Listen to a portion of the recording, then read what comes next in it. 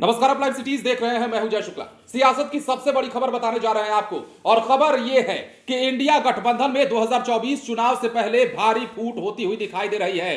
India गठबंधन का कुनबा बिखरता हुआ दिखाई दे रहा है, और जैसी की बात कही जा रही थी कि इंडिया गठबंधन इंटैक्ट है, सब लोग मिलकर नरेंद्र मोदी को हराएंगे, तो वो वादा, वो दावा जो है वो झूठा होता हुआ दिखाई दे रहा है। दरअसल हम बात कर रहे हैं उस इंडिया गठबंधन की जो चुनाव में मोदी के खिलाफ उतरने की बात करता रहा है, लेकिन अब इसी इंडिया गठबंधन के एक बड़े सहयोगी ने साफ कह दिया है कि उन्होंने अपना रास्ता बदल दिया है।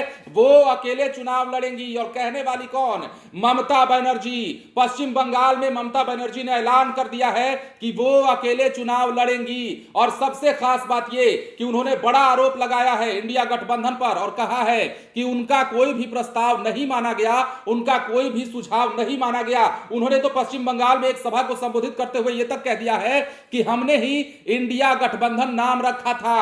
Indian national developmental inclusive alliance जो नाम रखा गया गठबंधन का, वो ममता बनर्जी नहीं रखा था, और इस बात को उन्होंने कहा है। देखिए, पश्चिम बंगाल में एक सभा को संबोधित करते हुए ममता बनर्जी ने साफ कह दिया है कि वो बंगाल में अकेले ही चुनाव लड़ेगी। अब कैंडिडेट उतारने को लेकर भी उन्होंने अपनी बातें कही हैं। तो क्या इंडिया गठबंधन में बिखराव होता हुआ दिखाई दे रहा है? देखिए, इंडिया गठबंधन की कई दफे बैठक हुई। पहली बैठक पटना में हुई, उसके बाद बेंगलोर में हुई, फिर दिल्ली में हुई, और मुंबई में भी बैठक हुई, लेकिन आखिरी बैठक जो हुई इंडिया गठबंधन की, उसके बाद से नीतीश कुमार को लेकर चर्चाएं चलने लगी, और वो चर्चाएं कहीं ना कहीं आज तक चल रही हैं। अखिलेश यादव का मुद्दा अलग चला, बीच में विरोधाभास उन्होंने भी, उनकी तरफ से भी देखा गया। अरविंद केजरीवाल का मुद्दा भी आया। घटक दलों को एक करने में इंडिया गठबंधन का जो कुनबा है वो कहीं ना कहीं असमर्थ दिखाई देता है, और यही कारण है कि अब जो है ममता बनर्जी ने इस बात का आरोप लगाया है कि उनका कोई प्रस्ताव नहीं माना गया, और इसी आरोप को लगाते हुए उन्होंने ऐलान कर दिया है कि वो पश्चिम बंगाल में अकेले चुनाव लड़ेंगी। तो इंडिया गठबंधन